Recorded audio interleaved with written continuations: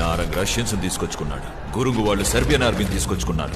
గేట్లో ఈ రోజు కూడా 700 కొత్తెంట్రీలు జరిగాయి. ఇకపై ఎవరొస్తారో ఎంతమంది వస్తారో తెలీదు. నువ్వు చెప్పు, ఎంతమందిని తెచ్చుకుంటున్నాము అన్నా?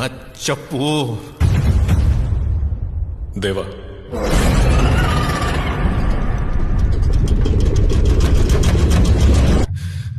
మన ఆర్మీ ఎక్కడుంది?